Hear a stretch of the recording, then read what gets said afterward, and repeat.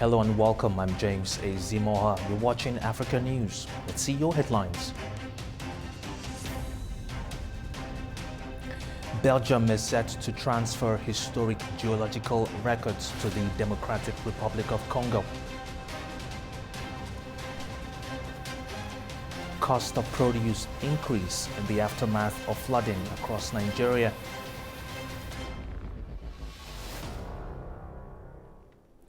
And African Union representatives arrive in South Sudan for peace talks amid transition.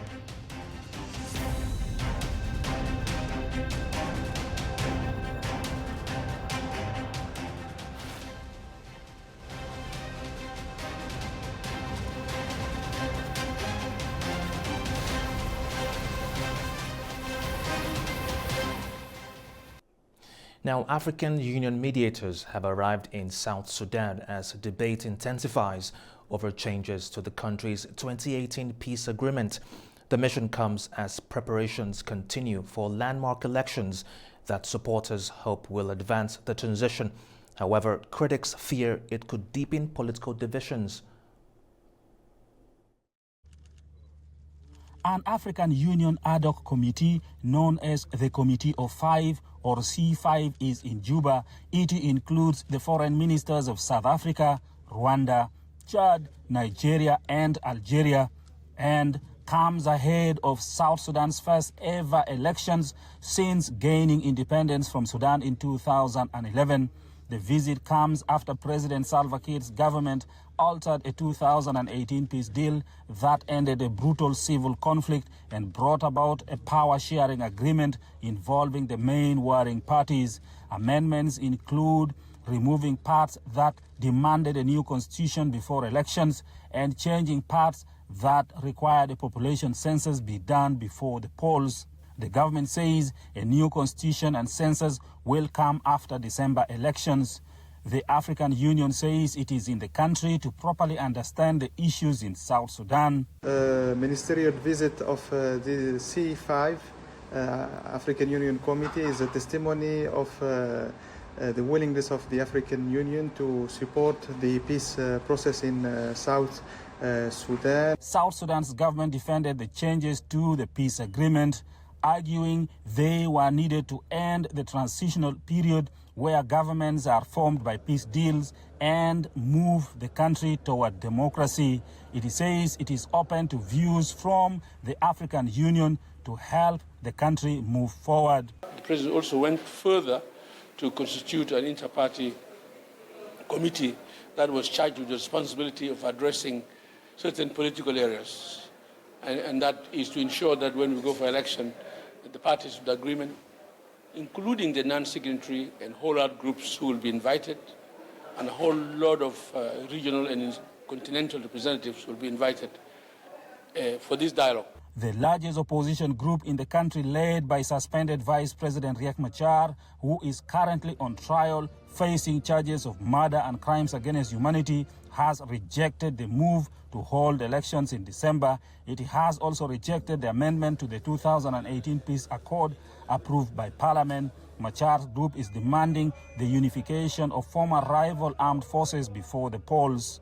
Machar's party is demanding its leaders' release and freeing of others facing trial with him. It is also demanding an inclusive dialogue process to agree on the way forward and an end to violence across the country before polls. However, President Kiir's team says the current arrangement to prioritize elections will bring lasting peace in the country. We really hope that this process will take the country peacefully towards election, and that there will be political consensus, there will be nationalism and patriotism, and all of us together, including non-signatory and signatory, will come back to the country and we engage in a political democratic process. The African Union C5 is meeting with government officials, civil society groups, as well as members of the diplomatic corps in Juba. It says it is committed to mobilizing resources to support the implementation of the 2018 peace deal. Now, the United Nations International Children Emergency Fund is warning of a heavy toll of Sudan's war on the youngest generation. The UN agency reports show hundreds of children have been killed or injured in the first half of the year, raising concerns of child protection amid a continued violence in the country. Naba Mohideen reports from Khartoum. UNICEF says Sudan's children are paying an increasingly heavy price as the conflict intensifies. The agency reported at least 330 children have been killed or injured in the first 6 months of the year 2026, with Kordofan and Darfur states recording the highest numbers of casualties. North Kordofan in particular is concerning. The situation in Al Ubaid and its surrounding is alarming of catastrophe. The humanitarian situation is deteriorating, with reports indicate that at least 35 children have been killed or injured since May 2026 in North Kordofan alone.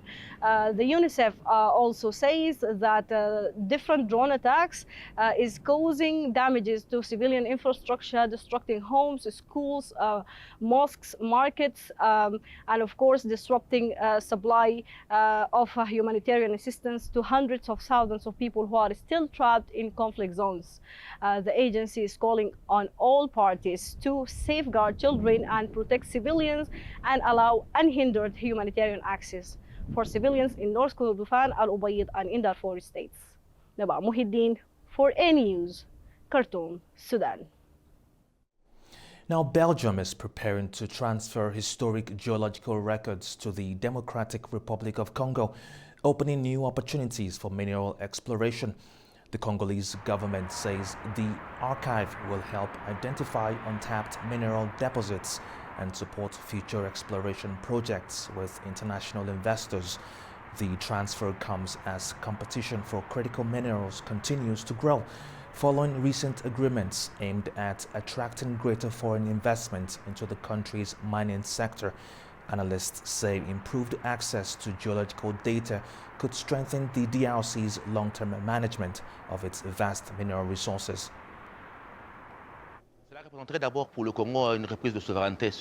First of all, it represents the recovery of our sovereignty over information about our mineral resources. But at the same time, it gives our government an opportunity to share more detailed information with its American partners. As you know, Cobalt Metals was the first company to request that information under the strategic partnership between the DRC and the United States. Now, persistent vehicle shortages are reshaping Algeria's car market as more buyers purchase vehicles primarily as investments. The trend is adding pressure to prices and making ownership increasingly difficult for consumers seeking everyday transport. Investment buying is a practice where buyers acquire brand new cars at official prices, then resell them at much higher profits. It fuels inflation in car prices, making it impossible for the average Algerian to afford a new vehicle without facing exaggerated markups. This pattern, more often than not, worsens accessibility and drives speculation. Rising costs of used cars and vehicle parts have prompted a new government strategy. Authorities want to increase local integration and reduce reliance on imported vehicle components, with the setting up of new projects in the provinces of Batna and Tisemsilt, aimed at producing vehicle bodies, plastic components, and spare parts. We have established the right foundation for building a car industry. The vehicle body will be manufactured in Batna, while the interior plastic components, regardless of type, will be produced in Tisemsilt. The projects mark another step in Algeria's effort to move beyond basic assembly and develop a more complete automotive supply chain. All manufacturers who want to come to Algeria should know one new thing. A new industry is emerging in the country. We are working to build a real automotive industry that meets the needs of the national market, far from superficial manufacturing or assembly. Algeria's latest push aims to reactivate industrial assets and build a stronger ecosystem around manufacturing, suppliers, and local skills. With its strategic location and the advantages it offers investors, Algeria has the potential to create an attractive investment environment capable of supporting the launch of a genuine automotive manufacturing industry. For dealers and consumers, the promise of local production could mean better access to spare parts, lower pressure from imports, and a more stable supply of vehicles and components. The factories that will produce spare parts and vehicle body panels for us will manufacture them here in Algeria. This will be a major step, one that will make the Algerian consumers very proud. The more spare parts and automotive components are produced locally, the more we, as dealers, will be among the first to benefit. With new manufacturing projects taking shape, Algeria is betting that deeper local integration can transform its automotive sector into a driver of industrial growth, skilled jobs, and long-term economic diversification. Morocco and China have expanded customs cooperation through new agreements aimed at strengthening trade between Africa and Asia. Officials say the partnership will improve border security, accelerate cargo clearance, and reinforce supply chain efficiency. Here's more. Morocco and China have signed 3 customs agreements to make bilateral trade faster, safer, and more predictable. The deals build on the strategic partnership between the two countries and reflect the growing importance of economic ties between Rabat and Beijing. Sino-Moroccan relations are strategic.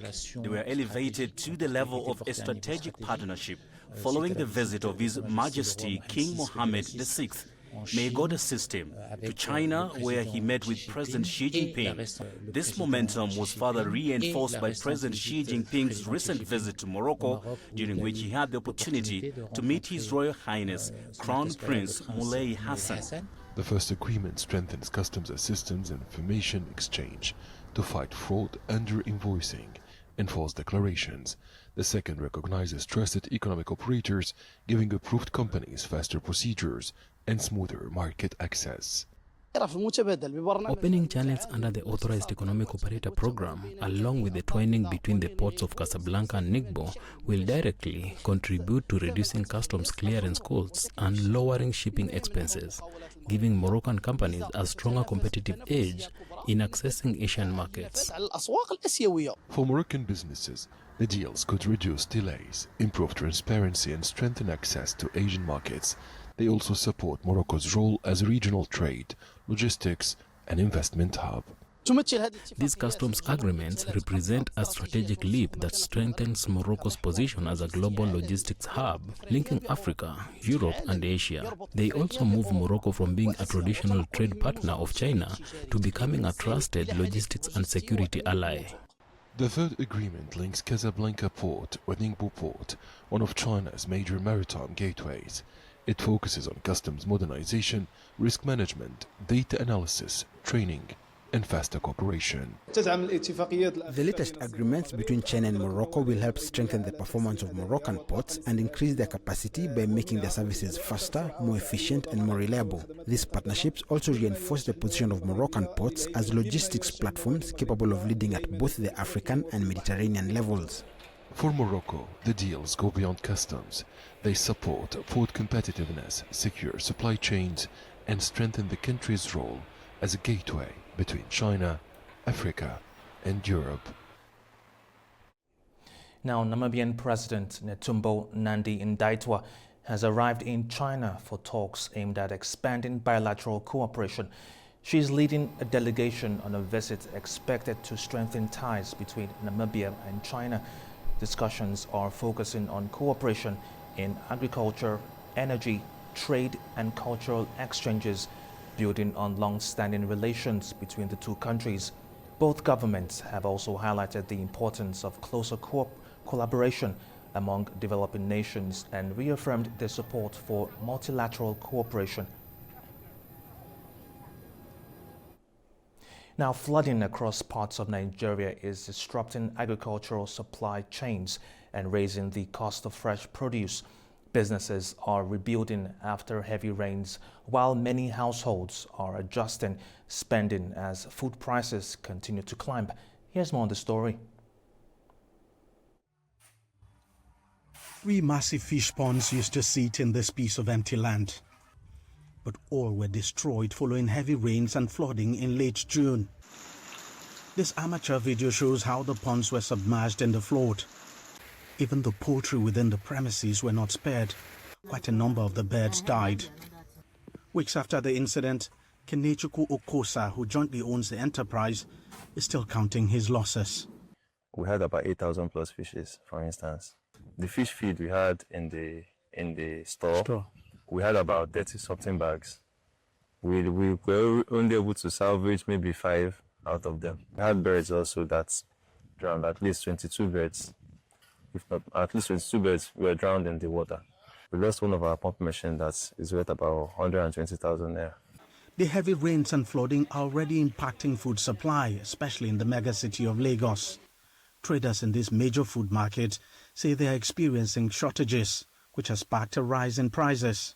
It's really affecting us because the last years, when there was no flooding, we are buying like 1 sack of pepper, 30,000, 18,000. So due to the flooding, the price of pepper is go high. That means the price has been 2 times. So for now, we are buying this sack of like 100 and something or 130. Experts say climate change is at the heart of the problem. It's not only increasing the frequency of such weather events, but also their ferocity. And it's all just adding to the nation's woes. The security challenges we have across the country, which are impacting agricultural production, which are man-made challenges. Climate change is the biggest issue right now on the global scale.